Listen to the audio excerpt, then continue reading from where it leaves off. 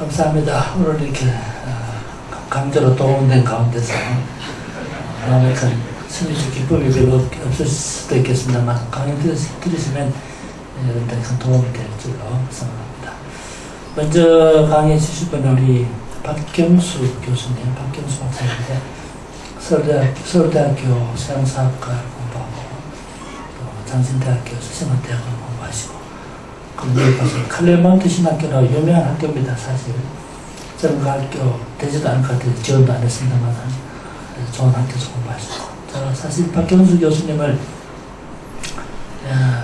알게 된 건 그렇게 오래지 않습니다만 번역한 책도 저 읽고 공부한 적도 있고 또 박 교수님 참 이렇게 뒤에 보면 참 마음이 얼굴에 평화스럽고 참 그 얼굴에 그 학자의 아름다운 그 모습이 숨어 있습니다. 대체적으로 학자들 보면 성격이 고약하다든가 또 아주 독선적이라든가 또 이런 전부 다는 그렇지 않지만 대체로 그런 사람이 많습니다. 근데 우리 박 교수님은 참 인품도 훌륭하시고 외모로 풍기는 아주 덕스러움이 정말 감동을 주는 분인데 한번 우리가 모셔야 되겠다 생각했는데 이런 게 모시게 되었습니다. 먼저 말씀해 주시고 두 번째로는 우리 스튜어트 길이라고 이번에 호주에 계신 분인데 원래 스카티시입니다. 스코틀랜드 사람인데 캐나다에서 공부하고 또 호주에서 옛날에 제가 공부했던 학교 계시다가 다른 학교 옮겨가시고 그러다 지금은 퀸즐랜드 대학교가 계신 분인데 이번 이 강사 때문에 모신 건 아니고 마침 고려대학교에서 카나다 학회가 있습니다. 카나다 학을 연구하는 스튜어트 길 박사가 카나다 학회를 자기가 조직했던 창립 멤버입니다. 그래서 고려대학교에서 이번 학회가 모였을 때 차팅 멤버를 그래서 초청받고 와서 그 회의도 참석하고 그리고 돌아간다 하기에 이왕 한국에 왔으니까 부산도 왔다 가십시오. 그랬더니 어제 토요일에 내려왔습니다. 그래서 나중에 또 짜면서 말씀하도록 그렇게 했습니다. 근데 이 독도 기획에 제가 처음부터 이런 성격 잘만 안 하고 그 다음에 발표하고 그 다음에 연습하는 그런 걸 안 했기 때문에 일방적으로는 좀 강의 좀 하고 혹시나 질문이든 질문도 하고 이런 순서로 전개하려고 생각하고 있습니다. 전에는 책자를 만든 적이 있었는데 제가 사실 이번에는 이런 강의보다는 페이퍼를 읽고 나중에 온 걸 모아서 정식으로 좋은 책을 만들려고 그렇게 해서 만들지 않도록 그래 했습니다. 저건 책자 만들면 저도 다른 데 가서 발표하고 저런 책자 만든 그 논문 힘들게 썼는데 책 같지도 않은 거 만들어가 끝내니까 아까워서 이번에는 그냥 프린트한 걸 그냥 보시고 이런 논문들 모아서 이제 간약물로 잘 만들 때 오늘 참석하신 분들은 다 무료로 드릴 테니까 나중에 와서 받아가도록 그렇게 해주시면 되겠습니다. 우리 박경수 교수님께서 한국장로교 연합을 위한 역사적 성서적 유산 대책을 발표한 다음에 우리 황대우 교수님의 조금 인사로 논평하고 그러면서 조금 더 토론한 다음에 두 번째 강사를 하도록 그렇게 계획하고 있습니다. 아시겠죠? 또 소변 보러 가는 사람이 가만히 있을지 모르겠는데 이왕 동원돼 있으니까 동원된 제공을 다 하시고 가시기 바랍니다. 감사합니다. 교수님 모시겠습니다.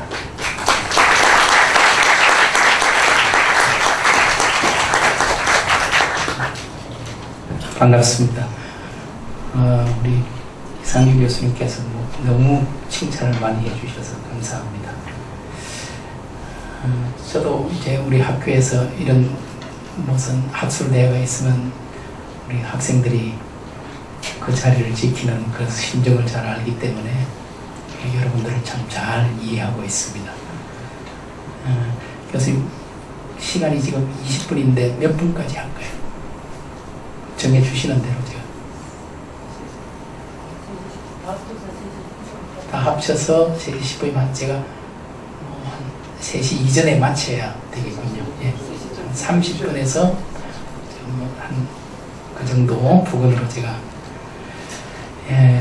지금 여러분이 가지고 계신 유인물을 제가 좀 요약적으로 읽어가면서 중요한 데는 같이 보면서 이렇게 진행하도록 그렇게 하겠습니다. 제목은 보시는 것처럼 한국장로교회 연합을 위한 역사적 성서적 유산 이렇게 제목을 정했습니다. 한국 개신교를 놀라게 하는 여론조사들이 발표가 됐는데 2005년 인구조사는 10년마다 한 번씩 이루어집니다. 그래서 가장 최근의 인구 센서스에서 우리 인구가 4,700만이다. 지금은 뭐 훨씬 많아진 것 같습니다. 종교를 가지고 있는 사람이 한 2,500만 명, 그 중에서 불교가 1,000만 명이 넘고 개신교가 861만, 천주교가 514만. 우리 개신교가 사실은 1,000만 혹은 1,200만이라고 이야기했는데 그 정도는 되지 않는 것 같고 861만 명이라고 2005년 통계는 말하고 있습니다. 근데 이제 10년 전에 인구 센서스를 보면은 그때 개신교 신자가 876만 명이었는데 오히려 14만 명이 줄어들었습니다. 그러나 불교는 10년 전보다 40만 명 이상이 증가하고 천주교는 무려 220만 명 정도가 증가해서 75%의 증가세를 보였습니다. 우리 개신교에만 감소했다는 것을 알 수가 있죠. 그리고 2008년, 9년, 10년, 3년 연속으로 한국 교회의 사회적 신뢰도 여론조사가 실시됐는데요.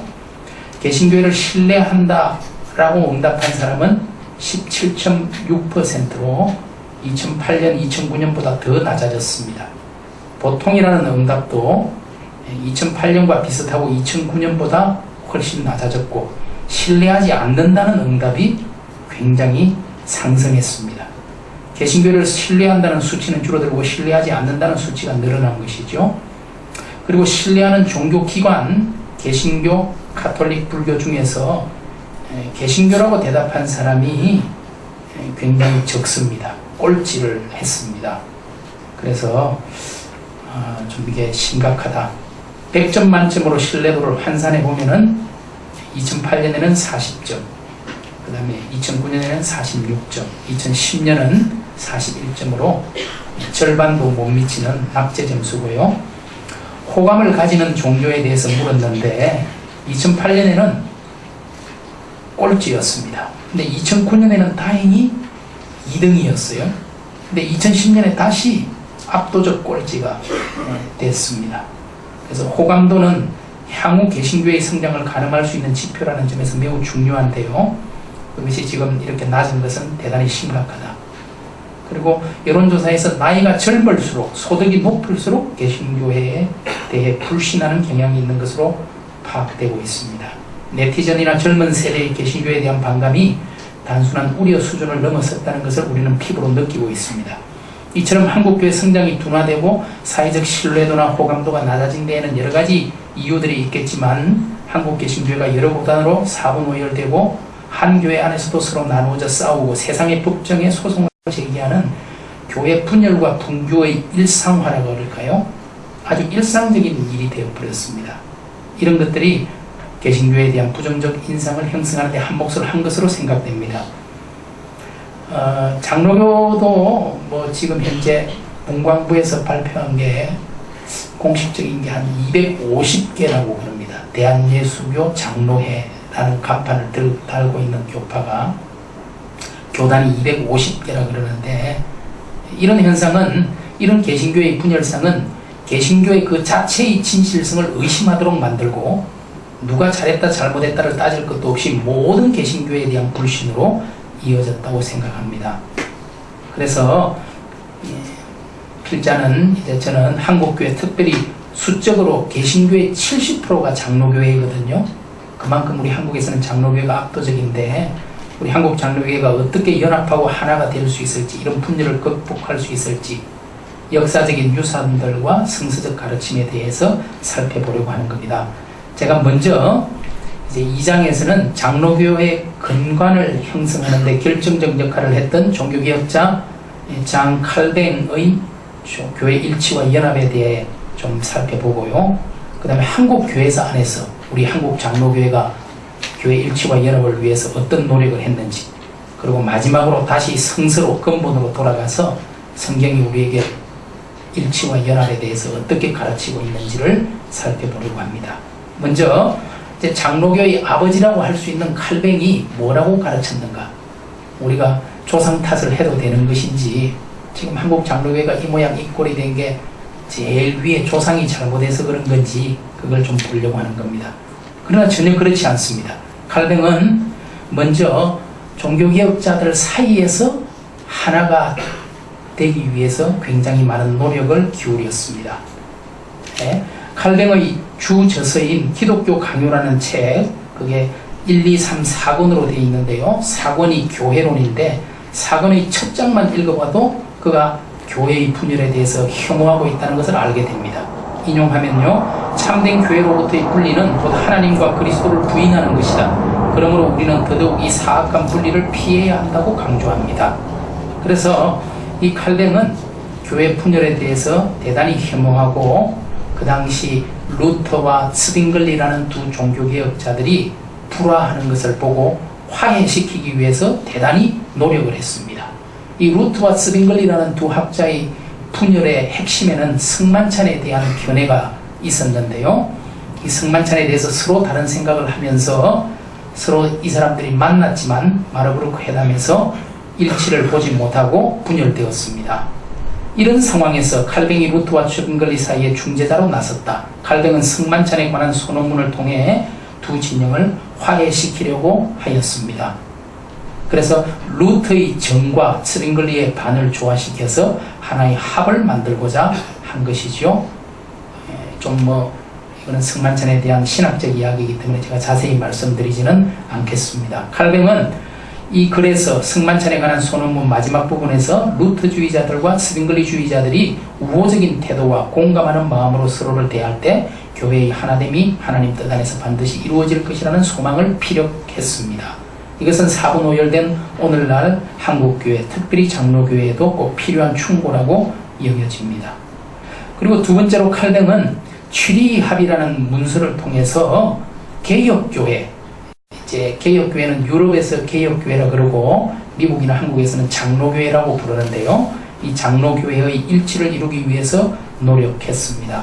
칼뱅의 노력에도 불구하고 루터파와 스빙글리파가 점차 갈등을 빚고 이렇게 어려움에 처해 있었을 때, 이런 상황에서 칼뱅은 루터와 불링거에게 편지를 보내서 양측을 화해시키려고 애를 썼습니다. 그러면서 그는 먼저 불링거를 대표로 하는 취리히의 지도자들과 성만찬에 관해 합의하는 문서를 발표하고, 뒤이어 루터주의자들과 일치에 이르는 것이 전략상 좋으리라 판단하고 취리히 지도자들과 접촉을 시도했습니다. 그래서 취리히의 지도자였던 불링거에게 편지를 보냈는데 그 편지를 한번 읽어보겠습니다. 친애하는 불링거, 지금 이 순간 모든 수단을 동원하여 우리 사이에 형제적 친교를 유지하고 강화하는 것보다 더 큰 우리의 관심사가 무엇이겠습니까? 우리는 그리스도의 모든 참된 일꾼들과 더불어 교대와 사귐을 의도적으로 그리고 조심스럽게 지켜나가야 합니다. 나로서는 내 힘이 미치는 한 언제나 이 목적을 위해 일할 것입니다. 이렇게 자기의 의지를 분명히 밝히고 있습니다. 그래서 칼뱅은 직접 취리히로 찾아가서 불링거를 만나고, 그래서 1549년에 취리히 합의라는 문서를 내어놓게 됩니다. 이 문서를 통해서 제네바의 종교개혁자인 칼뱅과 그리고 취리히의 종교개혁자였던 불링거를 중심으로 해서 이 제네바와 취리히가 하나로 묶여지게 됩니다. 그래서 우리는 스위스 종교개혁을 개혁교회, 지금 장로교회라는 이름으로 부를 수 있게 되었습니다. 그러나 안타깝게도 이것이 루터주의자들에게로까지 확장이 되지 못하고 오히려 루터주의자들과 더 간격이 벌어지는 좀 불운한 일이 이제 일어나긴 했습니다. 아무튼 이 칼뱅의 열정과 헌신과 노력은 우리가 꼭 기억을 할 만합니다. 이제 C, 잉글랜드 교회와의 교제를 꿈꾸다. 자, 칼뱅은 교회 일치와 연합을 위한 노력을 루터주의자들, 스빙글리주의자들 여기에만 국한된 게 아니라 영국 교회, 잉글랜드 교회까지 확장되었습니다. 잉글랜드의 종교개혁자였던 크랜머라는 사람이 1552년 3월 20일에 칼뱅에게 편지를 보내서 우리 개신교 복음주의 교회들이 하나가 되기 위해서 지도자들이 만나야 되겠다 제안을 했는데 1552년 4월에 칼뱅이 답장을 보냈습니다. 굉장히 옳은 이야기다. 인용문을 한번 보겠습니다. 인용문 셋째 줄에요. 우리 시대의 주된 악들 가운데 하나로 꼽을 만한 일이 있으니 즉 교회는 분열되어 있고 우리 가운데 인간적 교제는 거의 찾아볼 수 없고 더욱이 그리스도인의 친교를 모두 말하고 있긴 하지만 진심으로 행해지지 않는다는 것입니다. 한 세 줄 내려가서요. 마지막, 그리스도의 지체들이 분리되어져 몸에서 피를 흘리고 있습니다. 이 일과 관련하여 내가 무엇인가를 할 수 있다면, 그것을 위해 필요하다면 나는 10개의 바다라고 해도 기꺼이 건널 것입니다. 아마 바다는 하나만 건너면 영국으로 갈 수 있지만 10개라도 나는 건너가서 그 일에 동참하고 싶다. 그런 의지를 표명한 거죠. 하지만 크랜머와 칼뱅의 이 계획은 잉글랜드의 정치적 상황 때문에 무산됩니다. 왜냐하면 그 다음 해인 1553년에 메리라는 여왕이 이제 등극을 하게 되는데, 굉장히 개신교를 핍박하는 카톨릭 정책을 펴면서 그 모임 자체가 이루어지지 않습니다.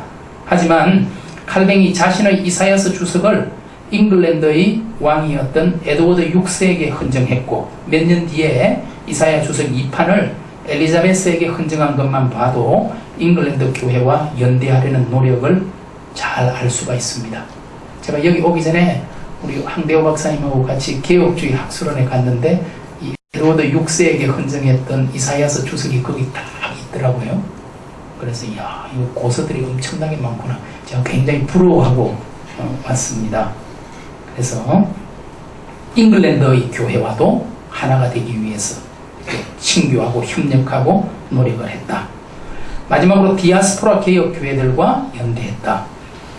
칼뱅은 제네바에 있으면서 저술활동과 서신교류를 통해 유럽 전역에 새롭게 형성된 개혁 교회들, 스위스, 프랑스, 네덜란드, 독일, 잉글랜드, 스코틀랜드 등에 흩어져 있는 디아스포라 개혁 교회들을 보살폈습니다. 특별히 제네바 아카데미라는 학교를 세워서 이제 그런 일들을 많이 했고요. 칼뱅은 디아스포라 개혁 교회들이 도움을 요청할 때면 언제든지 그들을 돕는 일에 발벗고 나섰습니다. 네사텔에서, 프랑크푸르트에서, 폴란드에서, 어디든 문제가 있는 교회들을 방문하고 편지하고 찾아가서 개혁교회가 하나가 될 수 있도록 노력했습니다. 제일 마지막 패러그래프 읽겠습니다. 또한 칼뱅은 16세기 종교개혁 이전의 두 개혁운동 진영, 발도파와 후스파와도 친밀한 관계를 가졌습니다. 그래서 칼뱅은 개혁파 신앙과 교회 질서를 수용한 발도파와 관계를 맺고 그들을 위해서 목회자를 파송하고, 프랑스 왕 프랑수아가 발도파 신자들을 학살했을 때 그들을 위해 정치적인 지원도 했습니다. 그리고 칼뱅은 스트라스부르에 체류하고 있는 동안 후스파의 사람들을 위해서 그들과 친분 관계를 맺기도 했다고 더글라스라는 학자가 지적하고 있습니다. 이처럼 칼뱅은 루트와 스빙글리 사이에서, 그리고 치리히 교회와 잉글랜드 교회와 흩어져 있는 개혁 교회와 하나가 되고 서로 힘을 합치기 위해서 굉장히 많은 노력을 기울였다는 것을 우리는 분명히 확인할 수 있습니다.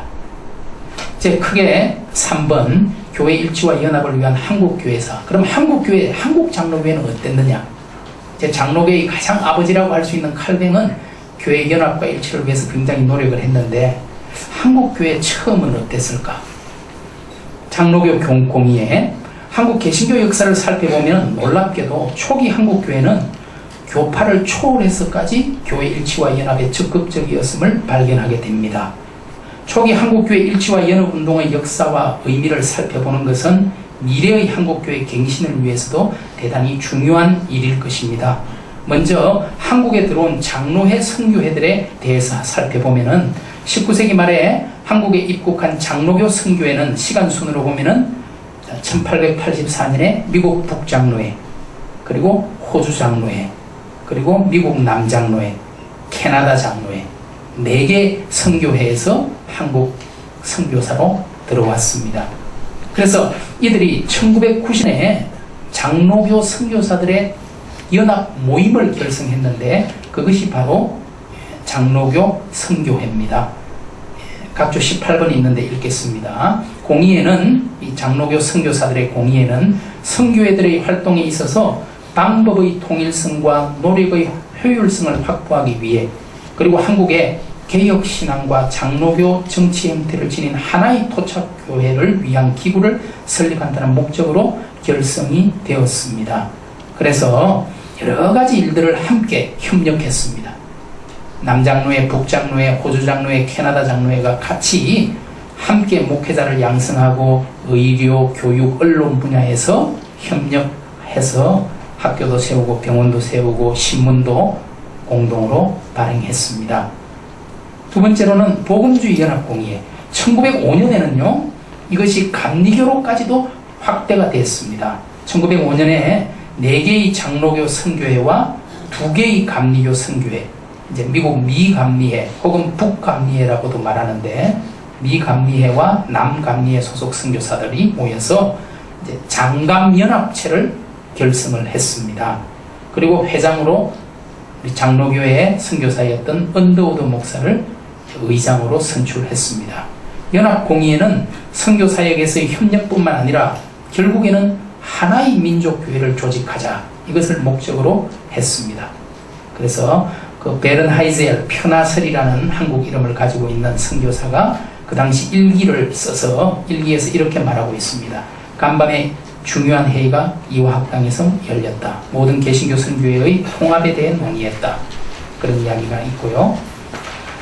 언더우드도 이 의장을 맡았던 언더우드가 굉장히 교회 연합을 위해서 많은 애를 썼다 하는 것을 이제 그 아내였던 릴리아스 언더우드가 책에서 이렇게 말하고 있습니다. 각주 24번 있는 데입니다.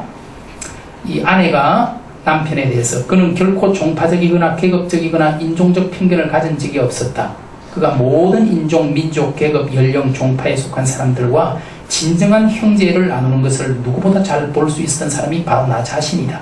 그의 존재의 모든 흐름은 연합을 향하고 있었다. 라고 그 아내였던 릴리아스가 증언하고 있습니다. 언더우드 말을 한번 들어볼까요? 각주 26번을 읽어보겠습니다. 나는 기독교 가정, 기독교 마을, 기독교 통치자, 기독교 정부에 대한 꿈을 가지고 있다. 이 모든 것들을 이끌고 이 모든 것들의 영향력을 행사할 하나의 교회를 꿈꾸고 있는데, 이 교회는 유능하고 잘 훈련받은 헌신된 토착민 목회자가 이끄는 교회로서 감리교인, 장로교인, 성공회인, 유대인, 헬라인, 야만인, 스키타인, 노예, 자유인, 무할레자, 할레자의 분파가 없는 하나로 연합된 그리스도의 교회이며, 여기에서는 그리스도만이 전부이다. 이렇게 스스로 말하고 있습니다. 이 장로교와 감리교의 연합공예는 그 다음 패러그래프요, 효율적인 선교를 위한 선교지 분할협정이라는 새로운 선교 방법을 실험했고, 하나의 민족적 복음주의 교회를 조직하자, 이렇게까지 나아갔습니다. 그래서 장로교니 감리교니 하는 교파 이름 버리고 그냥 대한예수교회라고, 그런 이름으로 하나의 민족교회를 설립하기로 하고, 구체적으로 캐나다에서 작성된 신조를 대한예수교회 신조로 삼을 것을 검토하기까지 했습니다. 인용문을 한번 보시면요, 그 당시 1905년 9월에 나온 코리아 리뷰라는 잡지에 실린 글입니다. 100년이 넘었죠. 희망하는 목표는 하나의 민족적 복음주의 교회를 설립하는 것이다. 이 교회는 진리의 특수한 측면들을 좀 더 강조하거나 덜 강조함으로써 발생한 교리의 상이점들을 역설하거나 영속시키려고 역사적으로 발전시켜온 교파적인 명칭들과는 아무런 관계가 없는 교회가 될 것이다. 이렇게 말하고 있습니다. 그래서 이 연합공예가 1905년에 세워졌는데요. 그 다음 패러그래프에 보시면은 이제 연합공예는 그 사업 진척을 위해서 실행위원회를 결성하고 1906년 9월 서울에서 열린 제2차 연합공예 총회 때에 교리의 조화, 교회 정치의 조화, 선교지 분할에 관한 보고서가 발표되고 토의되었습니다. 이처럼 교리와 교회 정치의 차이까지 극복하려고 노력한 것은 다른 한국 외의 다른 선교지에서는 찾아보기 힘든 놀랄만한 일입니다. 그래서 그 다음 패러그래프에 보시면요, 이제 각조 32번 교회의 교리, 정치, 조직, 연합사업과 같은 중요한 문제들에서 두 교파가, 장로교와 감리교를 말하는 거죠, 두 교파가 기꺼이 합친 것보다 더 고상한 일은 없었다. 아무런 알력도 거침도 이기심도 없었다. 한 쌍의 정신이 함께 접목되어 한국교회의 생명을 위한 하나의 활력이 되었다. 연합공예는 서로 다른 정신을 가진 교파가 어떻게 하나로 접목될 수 있는지를 보여준 모범이 되었고, 미래 한국 기독교가 나아갈 방향을 예시해 줍니다. 그래서 한국에서의 선교 사역이 장로교 개혁자 칼뱅의 정통성과 감리교 창설자 웨슬리의 열정을 동시에 지닐 수 있고 또 지녀야 한다는 점을 밝혀준 것입니다. 그 다음 이제 우리 인용문 뒤에요. 34번 인용문 뒤에 읽겠습니다. 그러나 하나의 민족교회를 세우고자 하는 시도는 결론적으로는 실패했습니다. 하나가 되지 못하고 장로교는 장로교의 길을, 감리교는 감리교의 길을 갔습니다. 그러나 선교의 효과를 극대화시키기 위해서 교육, 의료, 출판, 선교, 실제적인 면에서의 연합활동은 계속되었습니다. 연합공의회는 오늘날 한국교회 일체와 연합을 위해서도 좋은 본보기를 제시해 줍니다. 그럼 구체적인 사례를 3가지만 제가 좀 말씀을 드리겠습니다. 어떻게 실제로 연합을 했는지. 교회 연합운동의 신뢰들 첫 번째는 선교지를 분할해서 선교했습니다. 지역을 나누어서 선교했다는 것이죠. 둘째 줄에 교계 예양이라 불리는 선교지 분할 협정을 통해서, 이것은 왜 선교지 분할 협정을 했느냐면은 가장 빈번한 불화의 요인이었던 선교지의 중첩을 피하고 돈과 시간과 노력의 낭비를 막기 위해서 지역을 나누어서 선교하자. 인용문 뒤에 읽겠습니다. 이처럼 선교지 분할 정책은 선교지 중복으로 인한 혼란과 갈등을 해소하기 위한 조처이자 선교를 위한 인적 물적 자원을 최대한 효율적으로 사용하면서 전국을 빠짐없이 복음화시키기 위한 전략의 일환으로 논의된 것입니다. 그래서 각 선교회끼리 이제 지역을 나누는 이런 일들을 했다는 거죠. 그래서 그 다음 패러그래프에 보면은 이제 그 테일러라는 우리 여자 선교사가 했던 말이 있습니다. 40번 각 줄을 한번 읽겠습니다. 만일 미국에서 아무런 상의나 투표도 없이 한 지역의 모든 장로교회가 총회의 결정으로 다른 교단으로 넘어간다고 할 때 상상이나 할 수 있겠느냐. 그러면서 이 선교지 분할 협정을 통해서 많은 사람들이 오히려 그 지역의 감리교인도 장로교회가 되고, 감리교가 맡은 지역에 있던 장로교인은 감리교인이 되는 이런 엄청난 일은 아름다운 일치의 성령이 하지 않는 한 이루어질 수 없는 기적이고, 그리고 뭐라 그랬냐니까 이거는 해 아래 새로운 것이다 라고 보고서에 기록을 하고 있습니다. 이제 좀 그건 넘어가고요. 이렇게 이제 선교지를 분할해서 각각 선교했다. 두 번째, 설날 연합부흥회. 1905년에 연합공의회가 만들어졌습니다. 그리고 1906년 설날에 이제 연합으로 부흥회를 하자, 그렇게 결정을 합니다. 그래서 각 줄을 한번 제가 읽어보겠습니다. 44번 인용문요. 최우선적인 목표는 새로운 사람들을 등록시키는 것이 아니라 교회 내의 영적인 일이어야 한다.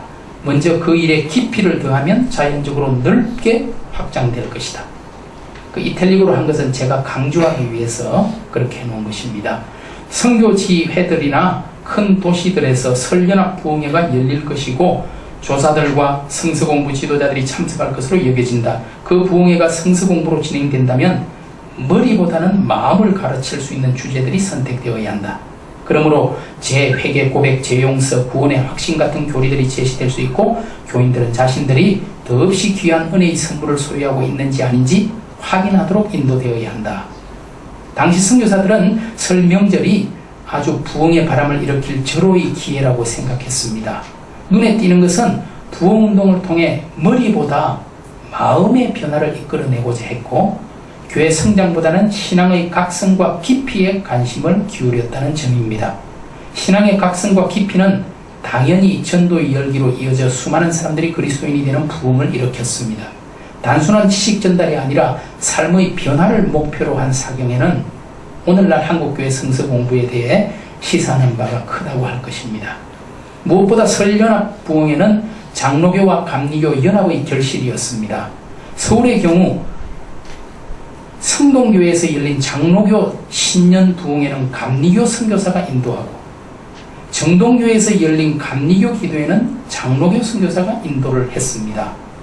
47번 인용문 셋째 줄부터 감리교회에서 열린 집회는 장로교인의 인도로 개최되었고, 장로교회에서 열린 집회는 감리교인의 지도를 받았다. 서울에서 기도회에 1000여 명의 사람이 모이는 것은 이례적인 일이었는데 정동교회에서 여러 차례 이런 일이 있었고 다른 교회들에도 수백 명이 모여 기도했다. 이처럼 이런 연합 부흥의 물결이 한국교회 부흥의 계절이 오게 했고 이것이 1907년 영적 폭풍 스피리추얼 스톰으로 확대되었다고 말하고 있습니다. 이처럼 이제 교회가 연합해서 부흥에도 함께 강사도 교류하고 이런 식으로 이루어졌다는 거죠. 그 외 연합 사업들, 교육에서의 연합이 가장 돋보이는데요.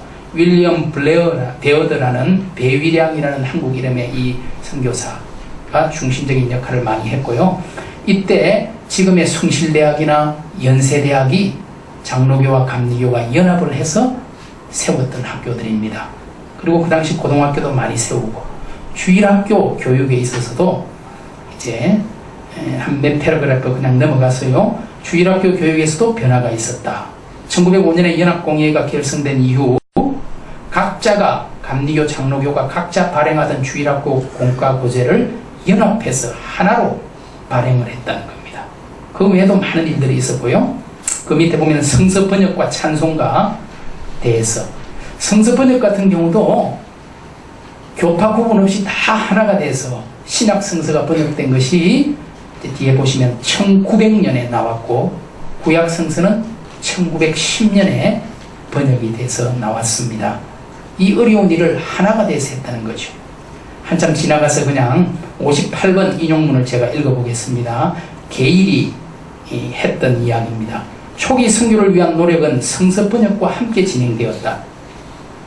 이 성경을 번역한다는 게 얼마나 엄청난 일인지 해보지 않은 사람은 모른다. 뉴욕에 60정 높이의 생명보험회사를 짓는 일도 성서 번역보다 큰 일은 아니다. 성서 번역에 10여 년이 걸렸다.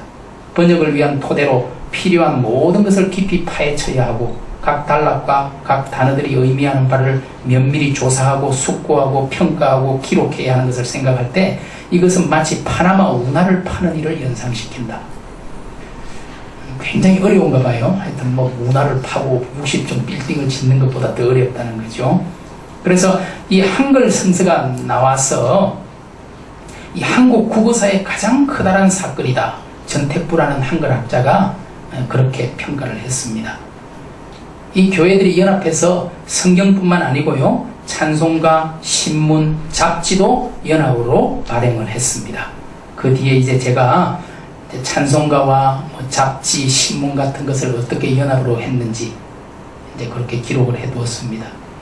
지금 최근 우리가 찬송가를 하나로 쓰다가 지금 찬송가가 또 나누어질 판이 됐죠.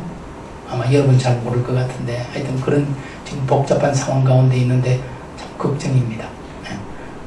자, 이제 성서의 유산. 그러면 도대체 근본으로 돌아가서 성경이 우리에게 뭐라고 말하고 있는가? 우리 장로교의 설립자였던 칼뱅도 교회 연합을 귀중하게 생각하고 노력했고 한국교회에서 처음 선교사들도 교회 연합을 위해서 애를 썼고 그러면 성경은 뭐라고 말하는가? 다시 근본적인 질문으로 돌아가 보겠습니다. 왜 교회가 하나가 돼야 됩니까? Why라는 질문입니다. 제가 생각나는 대로 몇 가지를 적었습니다. 첫째로 교회 머리 되시며 주인이신 주님의 간절한 바람과 기도의 제목이 바로 그리스도인들이 하나가 되는 것이기 때문에 그렇습니다. 요한복음 말씀 여러분이 잘 아시죠? 우리 주님이 십자가를 앞에 두고 기도했던 기도, 거룩하신 아버지여 내게 주신 아버지의 이름으로 저희를 보전하사 우리와 같이 저희도 하나가 되게 하옵소서. 아버지께서 내 안에 내가 아버지 안에 있는 것 같이 저희도 다 하나가 되어 우리 안에 있게 하사 세상으로 아버지께서 나를 보내신 것을 믿게 하옵소서. 우리가 하나가 된 것 같이 저희도 하나가 되게 하려 함이니이다. 이 외에 교회가 하나가 되어야 할 다른 무슨 이유가 필요할 것입니까? 그리스도인이라면 그리고 그리스도의 교회라면 예수 그리스도의 간절한 기도에 마땅히 예라고 대답하고 순종해야 할 것입니다. 그래서 우리는 하나가 되어야 합니다. 둘째로 하나님께서 우리에게 화목하게 하는 사명을 맡기셨습니다. 그리고 주님께서 우리로 하여금 평화를 위해 일하라고 명하셨기 때문입니다. 성경을 다시 인용하면요. 그런즉 누구든지 그리스도 안에 있으면 새로운 피조물이라 이전 것은 지나갔으니 보라 새 것이 되었도다. 모든 것이 하나님께로서 났으며 그가 그리스도로 말미암아 우리를 자기와 화목하게 하시고 또 우리에게 화목하게 하는 직분을 주셨으니 곧 하나님께서 그리스도 안에 계시사 세상을 자기와 화목하게 하시며 그들의 죄를 그들에게 돌리지 아니하시고 화목하게 하는 말씀을 우리에게 부탁하셨느니라. 그리스도께서 하나님과 우리를 화목하게 만들기 위해 오셨듯이 우리도 세상과 하나님 사이에서 화목하게 하는 사명을 감당해야 합니다. 하나님이 부탁하신 것에 대해서 우리가 어떻게 소홀히 할 수 있겠습니까?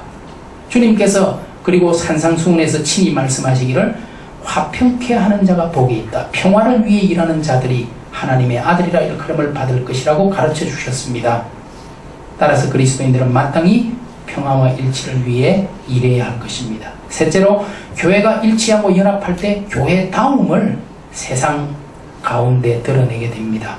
시편 133편 1절은 보라 형제가 연합하여 동감이 어찌 그리 선하고 아름다운고 노래하고 있습니다. 그리스도인들이 신앙 안에서 연합하는 모습이야말로 세상에 보여줄 수 있는 가장 선하고 아름다운 모습입니다. 이때 선교의 문이 열리고 사회적 신뢰도와 호감도도 상승할 것입니다. 전쟁과 분쟁과 난임이 끊이지 않는 이 세상 한복판에서 교회의 일치와 연합은 교회가 세상과는 확실히 다른 대안적 공동체임을 가장 웅변적으로 증언하는 일이 될 것입니다. 그렇기 때문에 우리는 하나가 되어야 됩니다. 넷째로 교회의 일치와 연합은 복음 전파를 위해서도 필요할 뿐만 아니고 민족 통일을 향한 한국교회의 역할 고양을 위해서도 중요한 과제입니다. 세계에 남아있는 유일한 분단국가인 한국이 이 세대에 이루어야 할 민족적 목표가 있다면 통일일 것입니다. 한국교회도 통일을 위해 여러 방면에서 노력하고 있지만 교회조차 연합되지 못한 상황에서 민족의 통일을 이야기할 자격이 있는가라는 외부의 비판과 우리 안에 자괴감이 있는 것이 사실입니다. 한국교회가 한국사회와 민족을 향해 예언자적 목소리를 발하려고 한다면 교회 분열이라는 약점을, 이 아킬레스건을 극복하는 일이 필수적일 것입니다. 그러면 어떻게 하나가 될 것이냐? how라는 문제죠. 저도 잘 모르겠습니다. 어떻게 하면 좋을지. 다시 하여튼 성서로 돌아가 보겠습니다. 분명 하나님의 말씀 가운데 일치와 연합의 방법도 있을 것입니다. 문제는 우리가 그 말씀대로 하지 못하는 데 있습니다. 에베소서 말씀을 인용했습니다. 모든 겸손과 온유로 하고 오래 참음과 사랑 가운데서 서로 용납하고 평안에 매는 줄로 성령이 하나 되게 하신 것을 힘써 지키라. 몸이 하나고 성령도 한 분이고 이와 같이 너희가 부르심의 한 소망 안에서 부르심을 받았느니라. 주도 한 분이시요 믿음도 하나요 세례도 하나요 하나님도 한 분이시니 곧 만유의 아버지시라. 만유 위에 계시고 만유를 통일하시고 만유 가운데 계시도다. 에베소서 4장 3절에 성령이 하나 되게 하신 것을 힘써 지키라. 저는 여기서 힘쓰라는 말에 주목하고자 합니다. 과연 우리가 함께 연합하고 일치하기 위해서 얼마나 힘을 썼습니까? 교회의 하나됨을 지키기 위해서 얼마나 예를 태우고 눈물을 흘렸습니까? 어떻게 해서든지 연합하고 하나가 되려고 용을 쓰면서 노력한 적이 있습니까? 에베소서 4장 2절에는 모든 겸손, 온유, 오래 참음, 사랑 가운데서 서로 용납함으로 진정한 연합이 가능하다고 말합니다. 교만한 자세로, 거친 마음으로, 성급한 행동으로, 배타적 생각으로는 결코 일치와 연합에 이룰 수가 없습니다. 오히려 겸손, 온유, 인내, 사랑, 용서와 같이 어떻게 보면 한없이 나약해 보이는 방법이 바로 그리스도인들이 하나가 될 수 있는 유일한 길일지 모르겠습니다. 참으로 우리는 하나님의 지혜와 지식의 풍성함에 놀랄 뿐이고 그의 판단은 헤아리지 못할 것이며 그의 길은 찾지 못할 것입니다. 마지막 결론을 읽겠습니다. 저는 한국교회 일치와 연합을 위한 귀한 유산으로 칼뱅의 교회연합을 위한 사상과 활동, 그리고 한국교회사 초기 선교 과정에 나타난 교회연합운동, 그리고 하나님의 말씀인 성서가 가르치고 명하는 말씀들을 검토했습니다. 16세기 제네바 종교개혁자였던 칼뱅은 그리스도인들이 분열되고 있는 현실에 큰 슬픔을 느끼면서 교회 안에서 일치를 이루어야 할 필요성에 대해 강력하게 권고했습니다. 그는 사돌레토라는 가톨릭 추기경에게 보낸 편지에서 이렇게 말했습니다. 나는 언제나 말과 행동으로 내가 일치를 얼마나 열망하는지 증언해 왔습니다. 라고 고백했습니다. 만일 칼뱅이 자신의 사상을 개성했다고 스스로 자부하고 있는 오늘 한국 장로교회를 본다면 아마도 크게 실망하고 책망할 것이 분명해 보입니다. 또한 100여 년 전에 한국 개신교 연합운동가 일치를 향한 열망에 우리는 부끄러운 자아상을 발견하고 놀라게 됩니다. 과연 지금 선교지 분할 정책이라는 것을 생각이나 할 수 있겠습니까? 장로교나 감리교를 하나로 하는 것은 고사하고 장로교회만이라도 하나가 될 수 있는 여지가 있는지, 고신, 기장, 합동, 통합이나 하는 이름을 버리고 함께 모여 연합 부흥회나 사경회를 할 수 있는지, 초기 한국교회처럼 복음화라는 공동의 목표 아래 교육, 의료, 언론 등에서 연합할 수 있는지, 우리로 하여금 이런 질문들에 대해 긍정적인 대답을 곧바로 할 수 없게 만드는 것이 오늘 한국교회의 슬픈 현실입니다. 최근 캠브리지 대학에서 펴낸 책에 분열은 한국 장로교회와 개혁교회의 현저한 특징이라는 그런 주장이 담겨 있습니다. 이것이 외국 학자들의 눈에 비친 한국교회의 모습이라는 사실이 참 안타깝고, 이것은 우리의 교만과 욕심이 빚어낸 결과라는 생각이 듭니다. 한 패러그래프 그냥 뛰어넘겠습니다. 교회 일치가, 교회 연합이 현실적으로 어려워 보인다고 해서 하나가 되는 것은 하늘에서, 천상의 불가시적 교회에서만 가능하지, 이 땅에서 현실의 가시적 교회에서는 불가능하다 단정하고 포기하는 태도, 또 교회 분열이 교회 성장을 가져왔으면 무슨 문제냐, 이런 태도, 이미 나누어진 것을 지금 어떻게 하겠느냐며 운명론 뒤에 숨어버리는 태도, 우리만 진짜고 다른 것은 다 가짜라는 배타적 태도로 교회 분열의 문제를 회피하려는 것은 모두 바람직하지 못합니다. 현실교회의 분열 자체가 문제가 아니라 분열되어 있는 교회가 서로 사귀지 못하는 것이 진짜 스캔들이고 문제입니다. 분열보다도 분열의 죄에 대해 둔감하고 무관심한 것이 우리의 문제입니다. 그리스도의 몸인 교회는 하나이며 또 하나가 되어야 합니다. 한국 개신교회 연합을 위해 우리는 세계교회사와 한국교회사 속에서 우리가 본받을 수 있는 긍정적 유산들을 계속 발굴해야 합니다. 그리고 이전의 실패들을 거울 삼아 서로 다름에 대해 따뜻한 시선과 호의적인 자세를 유지하면서 계속적인 대화와 소통을 시도해야 할 것입니다.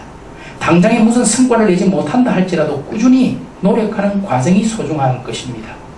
그리고 지역의 문제를 해결하기 위해 같은 지역 내의 교회들이 교단을 초월해서 서로 연합하는 지역교회 연합운동이 일어났으면 좋겠습니다. 거대한 조직과 제도를 다시 만들기보다 밑에서부터, 풀뿌리에서부터, 위로부터보다는 아래로부터 교회의 하나됨을 지키려는 노력이 일어날 때 진짜 변화가 시작되지 않을까 생각합니다. 이 땅에 있는 교회는 아직 길 위에 있는 존재입니다. 도상에 있는 교회는 아직 불완전하고 알곡과 가라지가 섞여 있고 투쟁 중에 있는 교회입니다. 따라서 끊임없는 회개와 자기 갱신의 노력이 필요합니다. 그렇기 때문에 개혁교회, 우리 장로교회 표어처럼 개혁된 교회는 계속 개혁되어야 한다는 정신으로 교회 개혁을 추구해야 합니다. 교회의 개혁은 과거형이 아니라 여전히 현재 진행형입니다. 교회 일치와 연합에 대한 성서의 가르침과 역사적 유산들을 오늘 이 땅의 한국교회에 어떻게 적용할 것인가 하는 것은 또 다른 숙제가 되겠지만, 그것은 우리 한국 그리스도인들이 감당해야 할 숙제고 몫이 될 것입니다. 예, 감사합니다.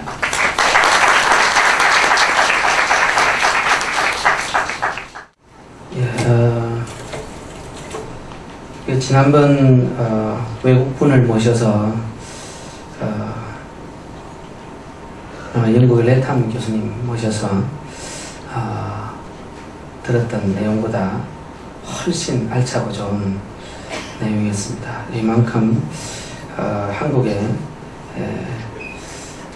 칼빈 신학에 대해서 제대로 공부하고 이야기하실 수 있는 분들이 참 많아졌다라고 생각합니다.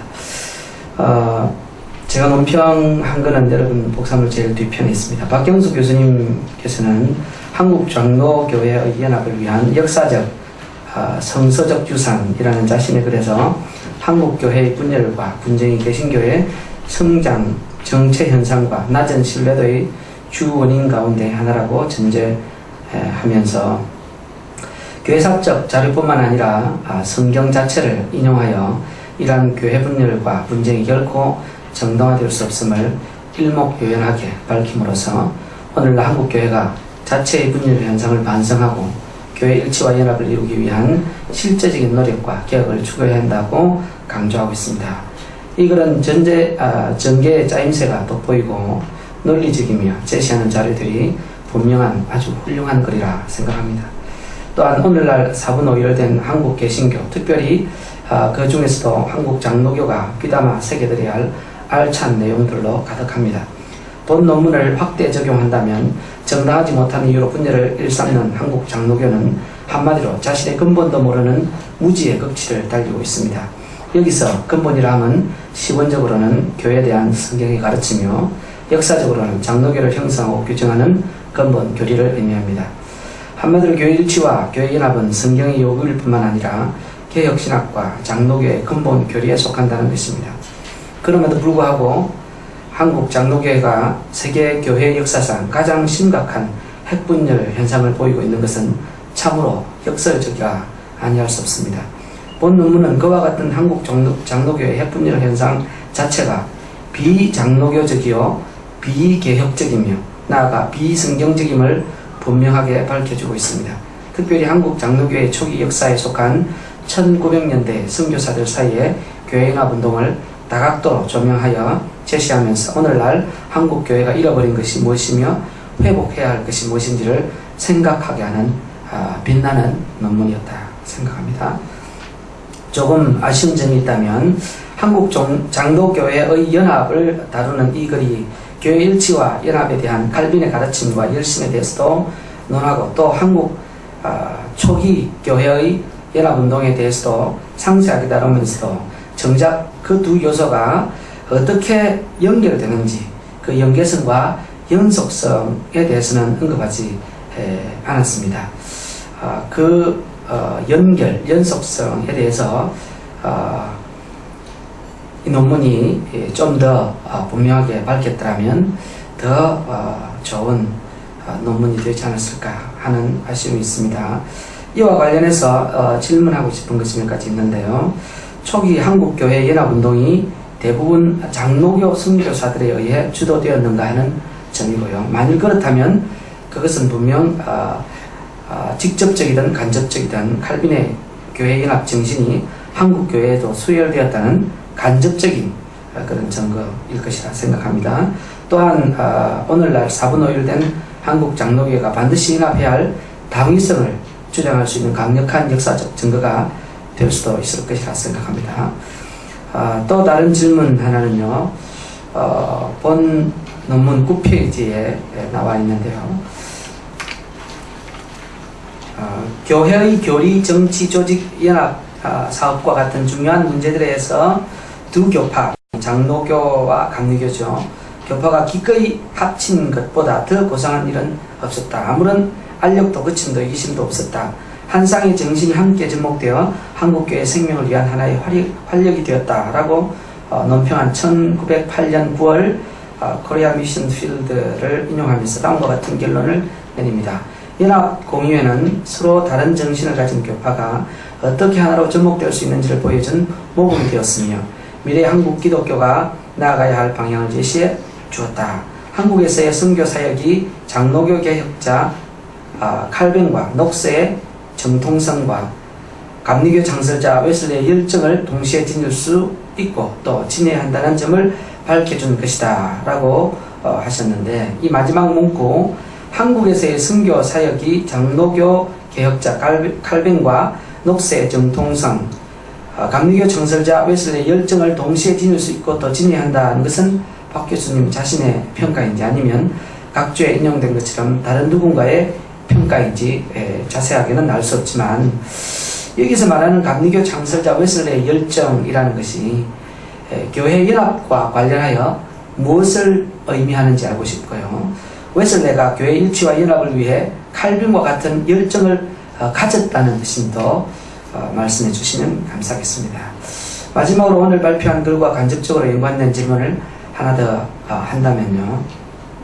박 교수님께서는 2013년 부산에서 개최될 WCC 총회에 대해 어떻게 생각하며 이로 인한 한국교회 분열된 목소리는 어떤 방법으로 해소될 수 있다고 생각하는지 개인적인 고견을 한번 들어보고 싶습니다. 참고로 WCC나 NCC 내지는 그것이 한국에 들어와서 KNCC 구성하게 됐는데 사실 그건 또 다른 한국 장로교의 분열을 일으킨 분열의 원인이었거든요. 그래서 그걸 어떻게 하면 극복할 수 있을지 이런 문제들을 짧게나마 한번 가지고 있는 생각이 있다면 들어보고 싶습니다. 이것으로서 논평을 마치겠습니다. 감사합니다. 감사합니다. 우리 교수님 응답해 주시겠습니다.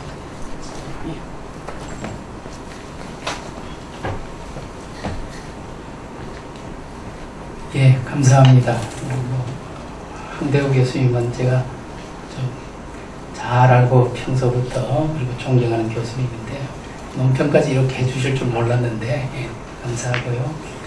뭐 칭찬을 많이 해주셔서 일단 감사하고 그리고 좀 질문해 주신 것에 대해서 먼저 우리 칼뱅의 교회 유산, 교회 일치를 위한 유산과 한국 장로교 그 연속성에 대해서 말씀해 주셨는데 그 연속성에 대해서는 제가 좀 더 깊이 연구하지는 못했고요. 사실 그리고 이제 저는 기본적으로 우리 장로교의 가장 아버지라고 할 수 있는 어떤 그 사람 그리고 한국교회 선교가 시작될 때에 처음 들어왔던 우리 장로교회 선교사들이 어땠을까 그런 것들을 좀 이제 본 것이고 그 둘 사이의 이제 관계에 대해서는 제가 잘 보지는 못했습니다.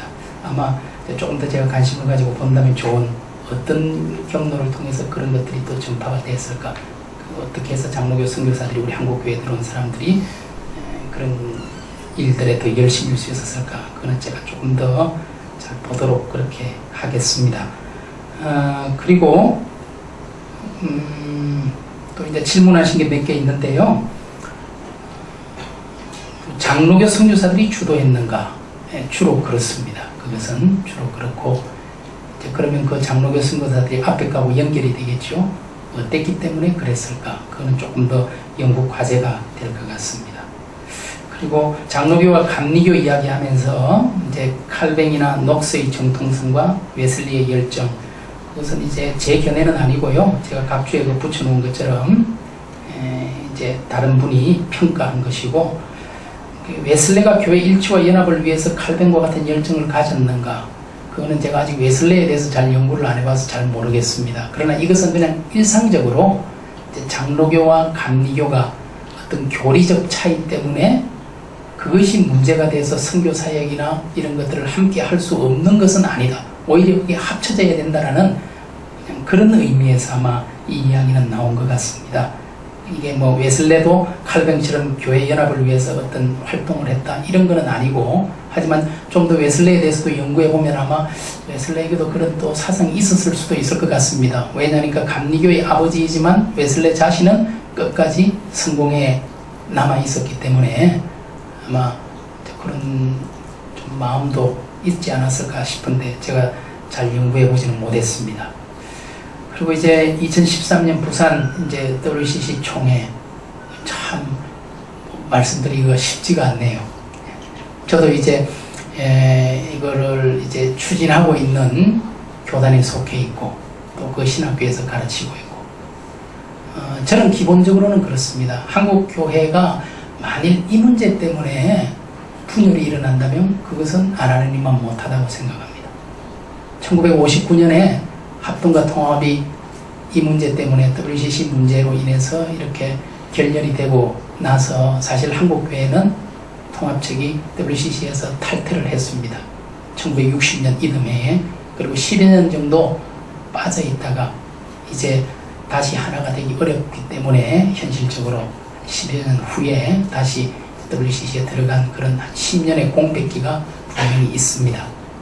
제가 기본적으로 생각하는 것은 이제 이것이 만약에 빌미가 되어서 또 다른 어려움이 있다면 그것은 하나님만 못한 장치인 거고 하지만 이제 에큐메니컬 운동에 대한 여러 가지 다른 오해나 이해 이런 것들이 좀 서로 좀 교정이 되고 수정이 될 필요는 있겠다. 그래서 제가 사실은 지난 학기에 우리 학생들을 대상으로 여기에 대한 뭐 수업도 한 과목을 진행한 적이 있고 계속해서 우리 학생들 가운데도 이런 의문들을 가지고 있는 친구들은 많이 있습니다. 그래서 정말 이걸 어떻게 우리가 보고 어떤 방향으로 참여할 수 있는 건지 그런 것들에 대해서 지금 저희들도 계속 연구 중이고, 하지만 기본적으로는 교회가 하나 되는데 도움이 되는 것이어야 하겠죠. 그래서 원론적인 말씀만 좀 드리겠습니다. 예, 논평 감사합니다. 예.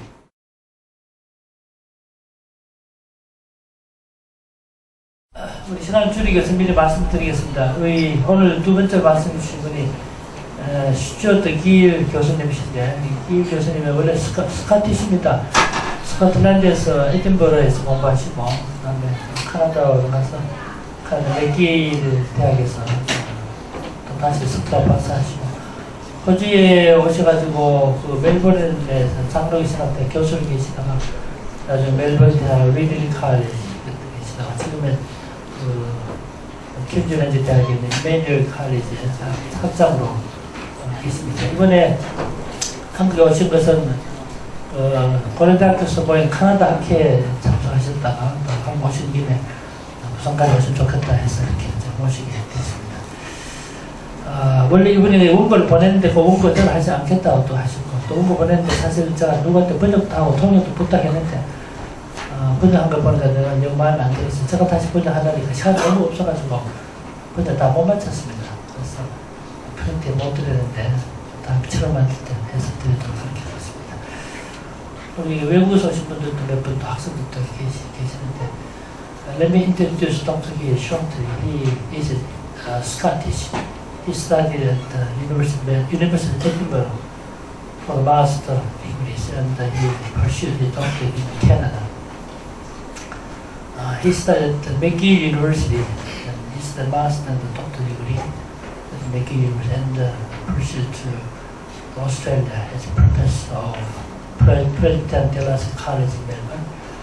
And he later transferred to Melbourne Uni and Ridley College, and presently he is teaching at Emmanuel College within the University of Queensland, Australia.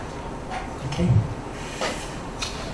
Thank you very much, Professor Lee. Isn't it a privilege to be with you today as a yaw?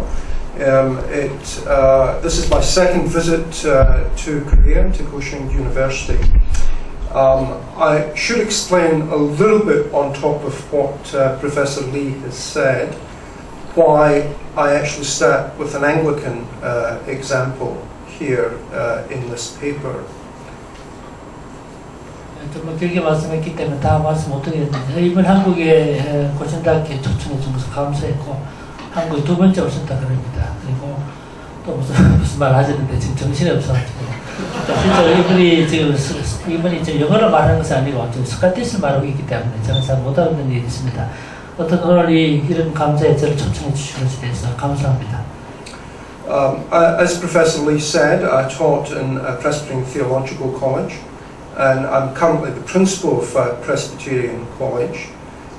But in my journey, I've also taught in an Anglican or two Anglican colleges in Melbourne. And my concern in using this example is to show that our interpretation of history and our understanding of church history is very important, depending upon our tradition. So in this example, and I'm not going to spend a lot of time on this, I'm going to go very quickly through this paper because we don't have much time. But McCulloch is arguing that the Anglican Church in its roots was reformed and came out of a Reformation background and wasn't Catholic. That came along much later. And so what I want to argue today is that we need to understand our Reformation roots if we are to be truly reformed today. 지금 뭐 길게 말씀드렸습니다만 지금 그 앞에 제가 한국 이번에 이력을 소개할 때 또 학기 말에 따라 들으시고 자기가 사실 멜번의 PDC에서 가르치다가 두 개의 성공의 대학에서 또 가르친 얘기 말씀하셨고 지금의 그 매뉴얼 칼리지에서 프린시플 일하고 계신 말씀하시는데 제가 오늘 강의들 이 말씀은 자기가 과거에 성공의 신학교에서 두 군데 강연돼 있기 때문에 그런데 앵글리칸 처치 종교개혁의 근원이 무엇인가? 그것이 천주교의 일부로서 개혁이나 개신교 일부로서 개혁이나 그 근원의 문제가 상당히 논란되고 있는데 이런 큰 흐름을 말씀드리면서 오늘 제가 강의 좀 큰 흐름을 좀 말씀드리도록 이런 선에서 강의하도록 준비하고 있습니다. we'd all be aware of the situation in the 16th century, that Christianity was decreasing in size in terms of its geographical expansion. There was corruption in Rome. These are basic things that we teach when we talk about the lead up to the Reformation. There was secularization of the state. In some ways it was very much like the situation in Europe today. 지금 종교개혁의 배경이라든가 이런 것이 다 잘 알고 계시겠지만 사실 몇 가지 말씀드린다면 이 지역적으로 종교개혁의 어떤 서양에서 지역적인 문제, 지역적으로 그 개혁이 왜 일어나게 됐던가 그 배경을 좀 말씀드리시고 또 한 가지 그 당시 천주교의 부패를 말씀드리시는데 교회 부패 이런 같은 것이 종교개혁의 중요한 원인이 되었고 또 그 다음에 그 세속화 서양에서 이 군주제가 대표되고 있는 세속화 문제 이런 것들은 사실 종교개혁의 배경이 됐고 종교개혁을 이해하는 데 중요한 기초가 됐다고 하겠습니다. Yet by the 18th century we see a great difference in Europe from the 14th and 15th to the 18th. What explains that difference? Well, the Reformation stands there, and what was the nature of the Reformation? It was a revitalization of spiritual life. It was a revival. 물론 16세기, 15세기, 16세기 상황과 18세기 이후에 오늘 상황과 많이 차이가 있습니다만 오늘 우리가 말하는 현재 말하는 종교개혁의 근원을 말할 때 루트를 말할 때 어디서부터 말할 수 있겠는가 할 때 제일 중요한 것이 저는 이 종교적 삶의 리바이텔레이션, 종교적 삶의 재생, 종교 삶의 새로운 기운이 일어나는 이것이 종교개혁의 본질이 하는 데 중요한 시작이라고 봅니다. In the nature of the Reformation, it was a revival. Luther and Calvin didn't see themselves as creating a new church, but rather going back to the purity of the early church. 사실 이 종교개혁의 그 본질을 말할 때 루터나 칼빈은 전혀 새로운 교회를 창조하자, 새로운 교회를 세우자 그게 목적이 아니고 사실은 초기 기독교 부패하지 않았던 본래 기독교로 돌아가는 그것이 중요한 것이지 그들이 어떤 새로운 교회를 세우려고 시도했던 것은 아니었습니다. I love what that old writer Roland Bainton said about Martin Luther. When he talked about the Reformation, he said the Reformation wasn't derived from any other movements, however much its course may have been conditioned by them. And we spend a lot of time in church history courses looking at the various conditions that brought about the Reformation. With some it could form alliances, to some it was unalterably opposed. And if it abetted them at all by weakening church control, such was not the intent. The Reformation above all, he says, was a revival of religion. 근본적으로 이 종교개혁은 근본적으로 종교의 부흥이다 이렇게 볼 수 있습니다. 이전에서 롤란드 빈턴이라고 하는 그 루터 박사가 한 말이 유명한 말이 있는데 종교개혁은 근본적으로 여러 가지 다른 그 당시에 영향을 많이 받은 것이 있지만 근본적으로 종교개혁자들 가졌던 이상은 본래 교회를 회복하려는 이런 이상을 갖고 있었다라고 말할 수 있고 좀 여기 이번에 기계에서 온 인용이 있습니다만 종교개혁은 근본적으로 말할 때 이것은 종교의 부흥했다. 그리고 제도, 교리, 삶 이 모든 영역에 있어서 초기 기독교가 누렸던 그 가치를 회복하는 데 있었다라고 말할 수 있겠습니다. And it wasn't because at that period that people were irreligious. They were very religious. But it's a little bit like the sermon I preached yesterday on the Pharisee and the tax collector. Which man was justified? The Pharisee was a very religious man, but he didn't truly understand the nature of Christian faith. 이 종교개혁에 대해서 말할 때 사실 개혁이 일어날 수 있었던 이유는 그 시대 사람이 상당히 종교적이었기 때문이다. 그런 말씀을 드리고 하셨고 우리 성경과 예를 들어 본다면 이 바리새파와 세리경을 들 수 있는데 바리새파 사람이 아주 종교적이었습니다. 종교적이었다. 그리고 그래서 종교적일 때 해서 그 사람이 어떤 새로운 계획을 추구했다든가 바른 원리를 추구했다 볼 수는 없습니다. 그러나 16세기 당시에는 종교적인 이 사실은 계획을 불러일으킬 수 있는 하나의 배경이 됐다고 생각합니다. So the nature of the Reformation, its aims was a revival of religion, it wasn't about innovation or revolution. It involved, amongst other things, the removal of abuses, change in practice and doctrine, the recovery of the gospel, and personal religious experience. It was a recovery, if you like, summarizing this, of evangelical doctrine and the experience of grace. 그래서 이 종교개혁의 목적이라고 말할 때 이것은 사실 본래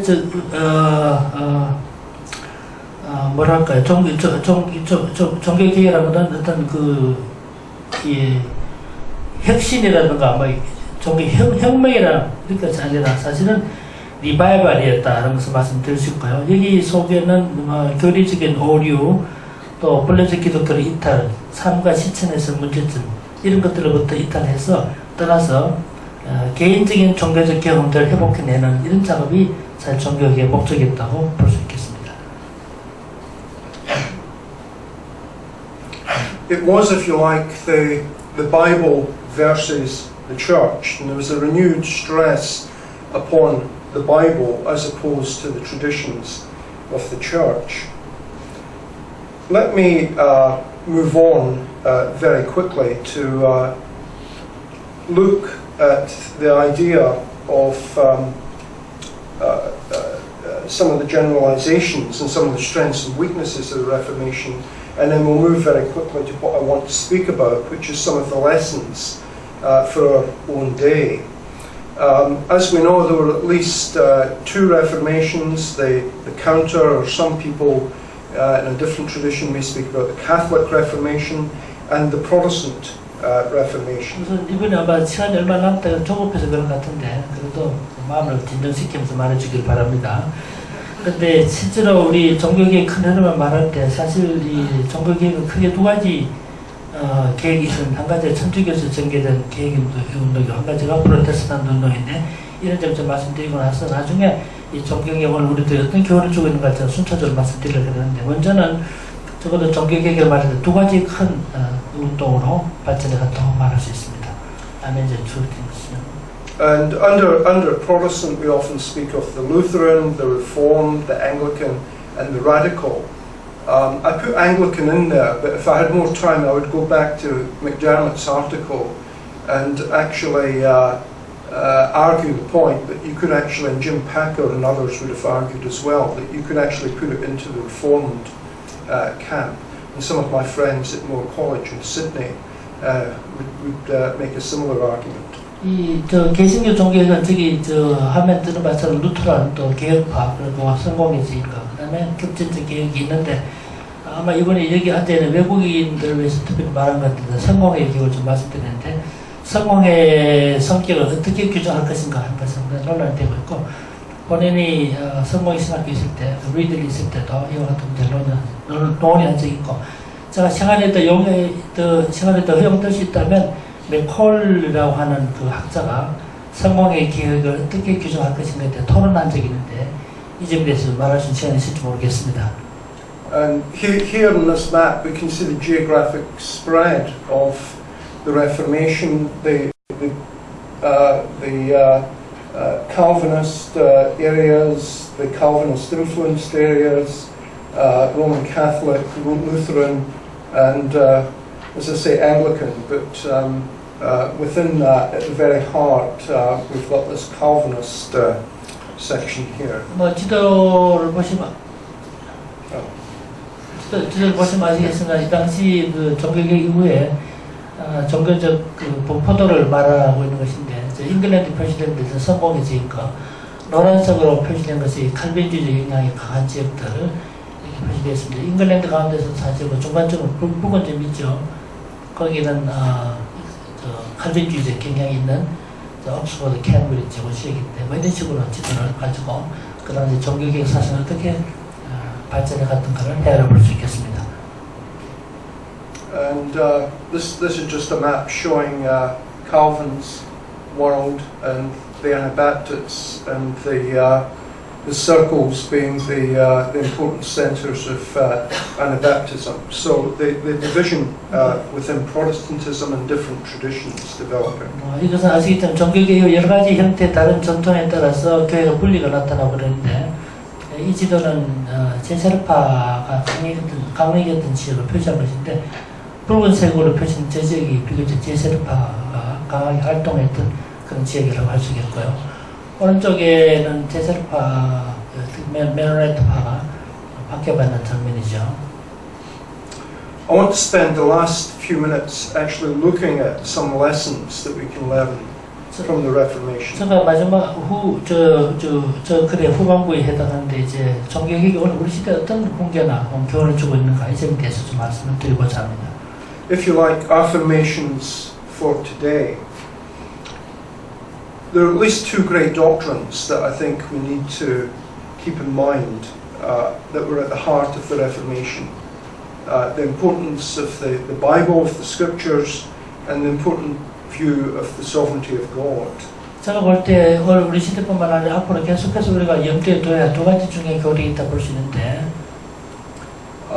First of all, we could speak about the centrality of the Scriptures and the inerrancy of the Scriptures. 먼저가 제일 중요한 건 성경의 제일 중요한 부분이 중요한 것이기도 한다면 사실 성경의 무호 사상이라고 할 수 있겠습니다. The Reformers gave a great deal of time to studying the Scriptures, but it wasn't a dry academic study of the Word of God, but rather something that spoke to them and dwelt in them richly. As I say in the paper, in all wisdom and spiritual understanding, becoming a light unto their feet and a lamp to their path. So the Reformation, first of all, was built upon a correct understanding of the Word of God. 우선 그 종교개혁은 근본적으로 말씀드리고 싶은 것은 성경 무호 사상의 계획자에 서 있는데 이 계획자들이 사실 성경 연구를 많이 시간을 쏟았습니다. 그런데 이 계획자들이 성경 연구를 많이 했다고 할 때 이것은 단지 그냥 아카데믹하게 이렇게 연구한 것이 아니고 실제로 우리 삶에 적용될 수 있는 걸 연구해서 진짜 하나님 말씀처럼 하나님 말씀 우리 발에 뭡니까 등불이 되는 이런 입장에서 성경을 연구했고 그래서 이분들이 계획자들이 일관해서 갖고 있는 중요한 사상이 성경 무호에 대한 강한 사상을 갖고 있었다고 볼 수 있습니다. And it was a word that was to be preached, to be proclaimed. I think the last time I was here in Busan many years ago, I actually spoke about John Knox as a preacher and the importance of preaching in bringing about transformation in the Reformation. Even Calvin in his Institutes wrote, "The letter therefore is dead, the law of the Lord slays its readers where it's both cut off from Christ's grace and leaving the heart untouched. Sounds in the ears alone. But if through the Spirit it is really branded upon the hearts, if it shows forth Christ, it is the word of life, converting souls." 우리 계획자들이 성경 무호에 대한 강한 신념을 갖고 있었는데 제가 사실 11년 전에 한국 왔을 때 제가 존 락스를 얘기했는데 지난 일이지만 존 락스 얘기할 때도 그 점을 강조한 적이 있습니다만 특히 칼빈은 기독교 강요에서 이 성경에 대해서 말할 때 문자는 죽은 것이지만 하나님의 그 율법은 독자들을 하여금 예수 그리스도 안에 그 은혜를 깨닫게 만들어주고 또 그 은혜 가운데 살게 만들어준다. 그런 내용을 인용물을 가지고 인용하셨습니다. John Murray, in his work Calvin on Scripture and Divine Sovereignty, writes on Calvin that the quality, and Calvin here particularly on infallibility, that the quality of infallibility doesn't in the least degree militate against the purpose to be served by that mode of verbal revelation. It enhances that purpose. The witness of our Lord and His apostles is to Scripture imbued with that quality. An infallible word revelation does no prejudice to the uniqueness of Christ as the incarnate Word, but rather continues to ensure for us that which the disciples undoubtedly enjoyed. 이 존 머리는 자기가 쓴 칼빈의 성경과 하나님의 주권론이라는 책에서 칼빈과 성경 무호에 대해서 말하면서 이렇게 말했습니다. 무호설의 본질은 언어적 계시의 방법으로 이루게 되는 그 목적에 반대하여 전혀 작용하지 않는다. 무호설은 오히려 그 목적을 견고하게 한다. 우리 주님과 사도들의 증언은 이러한 본질을 가지고 있는 성경에 관한 것이다. 모호한 말씀이 계시는 성육신한 말씀이신 그리스도의 유일성을 손상시키는 것이 아니라 오히려 제자들이 충분히 즐겼던 그것을 우리들에게도 계속 보증해 주신다. 뭐 이런 내용의 말씀을 하셨습니다. You can read the rest yourself, and I think Professor Lee might even translate it at some point. Moving on to the sovereignty of God, Warfield, a great Reformed theologian, said it is the vision of God and His majesty which lies at the foundation of the entirety of Calvinistic thinking. The God of the Reformers, if you like, was the God of Isaiah, sitting on the throne high and lifted up. The God who does His will in the army of heaven and among the inhabitants of the earth, as he said. Potter whose power over the clay. And perhaps one of the best treatises ever written on the whole subject of sovereignty was Calvin's last 3 chapters of Book 1 of his Institutes, which I won't read for you today. 이제 뭐 하나님 주권 문제로 넘어가서 말씀드려 보겠습니다만 우리 빨리 읽기 때문에 이 자료 없는 나중에 복사해서 보실 수 있도록 그렇게 해드리겠습니다만 위대한 칼빈주의 신학자는 워필드는 비비 워필드 이렇게 썼죠.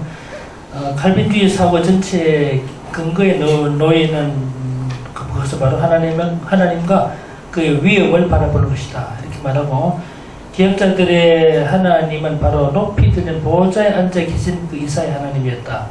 이렇게 말씀해서 이렇게 말합니다. 그 하나님은 하늘의 군대와 이 땅의 거민들 사이에서 자신의 의지를 펼치시는 분이시다. 하나님은 진흙을 마음대로 빚으시는 위대한 토기장애와 같으시다. 그리고 아마 주권에 관한 모든 주제에 대해서 지금까지 쓰여지는 글 중에 최고의 논문은 최고의 글은 아마도 칼빈의 기독교 강의 제1권의 마지막 3개의 챕터일 것이다. If we look at the modern church today, there's a great contrast in many of our churches between what was taught by the Reformers about the Bible and about the sovereignty of God and the way that they view both of these things. James Packer has spoken of the Spirit withdrawing from the church because of her irreverent disregard for His holy word. And I think we need to pray once again that there might be a mighty movement of the Spirit which will bring men and women back to the Bible as the oracles of God. 좀 긴 말씀하셨습니다. 결국은 성경에 대해서 성경에 대해서 우리가 어떻게 평가하느냐가 사실은 굉장히 중요한 문제인데 오늘 우리 시대 기획자들과 우리 시대에서 많은 차이점이 있다고 볼 수 있겠습니다. 그것은 그 차이점이라는 것은 뭐냐면 성경을 어떻게 인식하는가 하는 문제인데 예컨대 제임스 펜카는 이렇게 말한 적이 있습니다. 하나님의 거룩한 말씀에 대한 불순종한 경지 때문에 교회에서 사라지고 계시는 성령에 대해서 말씀했습니다. 성경 말씀에 대한 경시가 결국은 성령에 대한 관심을 배제했다. 이렇게 말하면서 사람들을 하나님의 계신 성경으로 돌아가게 만드는 성령의 역사가 전능한 역사가 있어야 되겠다. 이렇게 제임스 펜카가 말한 바가 있습니다. What are some of the other characteristics of the Reformation Church? I think one of the important things was the place given to church discipline, which is often neglected by our churches today. 오늘 우리가 종교 개혁 운동으로부터 배울 수 있는 또 한 가지 중요한 것이 뭐냐면 교회의 권정에 대해서 깊은 관심을 가지고 권정의 의미를 회복해내는 것이라고 생각을 합니다. Drawing upon my Scottish heritage and work I've done on Knox, my former professor was Professor Stanford Reid, and the great Knox scholar. And the Scots Confession gave 3 notes of the true church. First of all, the true preaching of the word, the right administration of the sacraments, and ecclesiastical discipline, rightly administered. And I think in the modern church we often forget the third. 제가 스코틀랜드 사람인데 스코티시 배경에서 사실 이런 점을 많이 강조해갖고 제 선생 중 하나 있던 스탠포드 리드가 이런 점을 많이 강조해 왔습니다만은 이게 잘 아는 내용이죠. 참된 교회 3가지 표식을 말할 때 그리고 하나님 말씀의 진정한 선포와 그리고 또 성례전에 합당한 시행과 그리고 권정의 정당한 시행을 말하고 있습니다. 이런 것들이 바로 시행될 때 그것을 가르쳐서 우리는 참된 교회라고 볼 수 있고 권정이 살아있는 교회라고 말할 수 있을 것입니다. I'm sure we can all think of examples here in this country or the country that we came from of where this hasn't been upheld, and church leaders lead their churches basically to hell because of their lack of concern for discipline within the church, denying important doctrines that they should be upholding. 오늘 우리 시대에 이 권징이 바로 시행되지 않는 여러 가지 현상들이 있는데 사실 잘못된 교리를 말하는 것, 삶에 올바르지 못하던 이런 많은 문제 있어도 교회가 제대로 권정하지 않고 있는 것은 오늘의 그 문제라 볼 수 있고 이것이 오늘 우리 현대교회 안고 그 문제가 아닐 수 없습니다. Indeed, it's not much different from Machen's day last century, and think of that great man who founded Westminster Seminary when he described a visit to a city in the US, and he said it wasn't so much an altar to an unknown God, but something that filled me with far more sorrow. I saw a church with a large sign on it which read something like this: "Not a member, come in, help us make this a better community." He said, truly we've wandered far from the day when entrance into the church involved confession of faith in Christ as Saviour from sin. 우리 시대의 권증에 대해서 무관심한 이전은 사실 매첸에 살았던 그 시대와도 유사하다고 볼 수 있는데 매첸의 경우 예를 들어서 말씀을 이번에 하고 있습니다. 그 지도자들이 중요한 교리들에 대해서 부인하거나 또 좋지 못한 평판을 가지고 있어도 교회가 묵과하고 이런 현실을 보면서 매첸이 쓴 글이 있습니다. 그가 미국이나 한 도시를 방문했을 때 보았던 것을 기록했는데 그가 말하기를 나에게 실제보다 훨씬 더 심한 슬픔을 주었던 것은 알지 못하는 신에게 드리는 제단이 아니라 다른 어떤 보다 더한 것이는데 나는 큰 간판이 달리는 한 교회를 보았다. 그것은 대강 이렇게 적혀 있었다. 교회 간판이 이렇게 써 있었던 것이죠. 회원이 아니시지요. 들어오셔서 우리가 이 교회를 더 나은 공동체로 만들도록 도와주십시오. 이 말을 이렇게 쓰인 것을 보고 매체는 이렇게 덧붙입니다. 정말로 진실로 우리는 교회에 들어가는 것이 죄에서 구원하시는 그리스도에 대한 진정한 신앙 고백이 있어야 했던 그런 때와는 너무 멀리 떨어져 있고 교회가 방황하고 있다라고 하시면서 건증이 없는 그런 시대를 매체했던 말을 인용하고 있습니다. The desire for true unity, I think, again, is something that the reformers are often criticised for, that they brought about division. And yet today there are many who hold to the same faith across denominations who are coming together. And again, I'd like more time to comment on this, but I don't have the time. But I think there's a good precedent again from the Reformation time, and I can see these things happening today. 제가 또 한 가지 우리 종교개혁을 통해서 배울 수 있는 한 가지가 이들이 정말 진정한 교회 연합을 위해서 노력했는데 실제적으로 개혁자들은 교회를 분열시키는 자들은 비난을 받아왔는데 사실 그렇게만 볼 수는 없습니다. 실제로 개혁자들이 참된 그 연합을 위해서 얼마나 많이 일해왔는가를 우리가 주목해야 된다. 뭐 이런 내용의 말씀을 했습니다. Another characteristic, I think, was devotion to God. We see this in Calvin.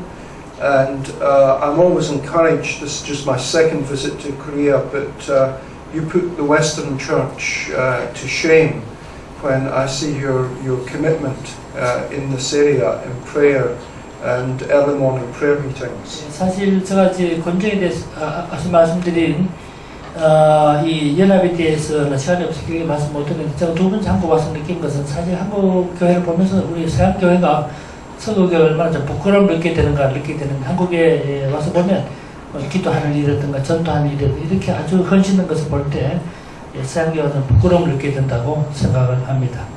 And the motto of this university, I think, sums that up, Coram Deo. 아시다시피 우리 고신대학교 모토가 코람 데오인데 이것은 바로 기독교인들의 헌신을 보여주는 중요한 징표라고 말할 수 있겠죠. The importance of prayer, I think, as well. And again, I don't have time to talk about this, but I think it's something that we need to recapture and that we can learn from our Reformed brothers and sisters, and from certainly in the Western Church, from other parts of the Church. 이 점에 대해서 제가 짧은 시간이 많지 않으면 길게 말씀 못 드려서 죄송합니다만은 이 개혁자들은 다 사실 기도하는 사람이고 또 기도의 능력 강조했던 그런 사람이었던 사실을 말씀드렸습니다. Again, I think dependence upon the Spirit. Calvin was called the great theologian of the Spirit, and I think sometimes in the Reformed tradition we don't take enough advantage of this and to examine clearly the doctrine of the Spirit. 사실 우리 종교개혁으로 배울 수 있는 또 한 가지는 성령의 개혁자 성령에 크게 의존했다는 사실인데 칼빈 같은 사람을 성령의 신학자로 불리고 했습니다만은 성령의 교훈은 충분하고 명료하게 진술했기 때문에 칼빈을 성령의 신학자다 이렇게 부르게 되는데 오늘 우리 교회가 오늘 현실의 교회가 성령을 깊이 의존하는 이런 점이 부족하다는 것을 볼 때 개혁자들의 가르침으로부터 우리 경고를 받을 수 있겠습니다. I think the last thing I just want to say, because I've been told we need to finish before 4, is the importance of the mission church. The Reformation church was actually about the missionary church. The Reformation was a missionary movement. 제가 마지막으로 한 가지 더 보태고 싶은 것은 이 종교개혁으로부터 배울 수 있는 한 가지가 선교에 대한 관심인데 이 종교개혁은 선교운동이었고 또 선교운동을 진작시켰던 그런 운동이라고 말할 수 있겠습니다. A missionary church is a church that's always moving forward and engaging with the culture of its day, but without giving up what it believes in terms of its Reformed heritage. Professor Lee himself has written that the mission is the scaffolding of the church, and after the church has been established, the scaffolding is to be dismantled and used elsewhere.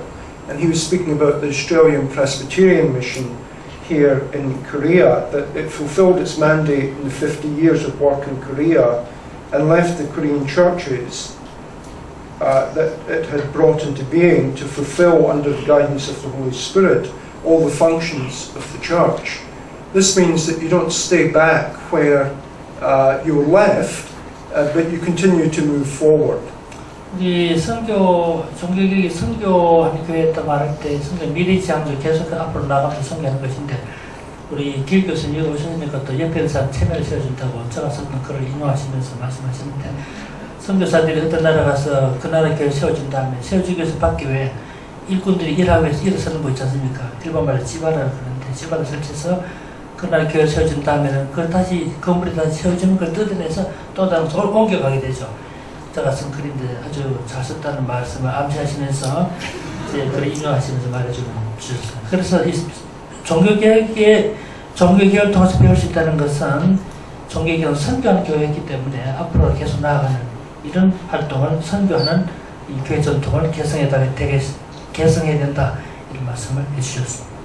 If I had more time, I'd like to talk about Geneva as a great missionary centre where many men were trained to go out to be missionaries around Europe, and then ultimately through the creation of the European colonies, where it was economic or political, to go to the very ends of the world. 제가 시간이 있으면 좀 제네바 경우 좀 말씀드리고 싶은 뜻이 있습니다. 제네바가 사실은 그 선교의 중심지였다고 말할 수 있습니다. 칼빈의 제네바에서 교육을 시킨 사람들을 이 프랑스로 파송해서 그 나라에서 사회적으로 경제적으로 그 지역의 교회를 선교를 발전시켜 왔기 때문에 사실은 이 칼빈의 제네바가 선교 중심지였다라고 말할 수 있는 것입니다. And to the great missionary movements of the 18th and 19th centuries. 그 결과 사실은 18, 19세기 위대한 선교 세계를 만들어가게 됐던 시발점이 종교개혁이 있다 이렇게 봅니다. And I would encourage you in what you're doing here in your international program and looking around this room with people from various cultures going to go back to their own lands to spread the faith. 오늘 이제 마지막으로 말씀하신 것은 여기 앉아 계신 분, 또 이렇게 외국에서 오신 분들, 또 국제적인 관계에 일하신 분들이 오시는데 이런 우리들이 과거에 개혁의 전통을 잘 개선하고 이어나가도록 해야 되겠습니다. And it's encouraging to see a nation such as Korea and a church such as the Koshin Church doing something like this when it is so nationalistic as a nation that you're actually going against your culture in encouraging cross-cultural mission. 우리 한국에서 특히 고신대학교가 이와 같은 프로그램 또 외국인들 교육시키는 이 프로그램을 만들어서 문화협력을 넘어가는 크로스 컬처럴 이런 사업을 전개하고 이런 선교운동에 매진한다는 일은 아주 중요한 일이라고 생각합니다. And this is what it means to be part of a Reformation church. 어찌 보면 이런 것들은 사실 종교의 유산을 공유하는 그런 교회의 사명이라고 볼 수 있겠습니다. I must finish now, but my prayer would be, as we thought of the Reformation as a great revival movement, spiritual renewal, that the Lord might revive our church in our day, and that your prayer with me would be that you'd start to work with me. 저 이 강의를 마치면서 사실 이 종교개혁 정신들이 다시 재생되고 우리 마음을 변화시키고 해서 종교개혁 정신이 우리 가운데 충만해지는 이런 것이 우리들의 기도가 또 제 기도이기도 합니다. Perhaps Anita, there's very much more I would like to have been able to say, but I've had to be very short. 제가 사실 더 길게 말씀드리는데 너무 짧게 말씀드리고 저 내일부터 따로 수업이 있기 때문에 우리가 좀 참 관리 잘 못해서 충분히 말씀 못 드리겠어요. 죄송한데 그러나 we prepared your letter paper. We can distribute paper.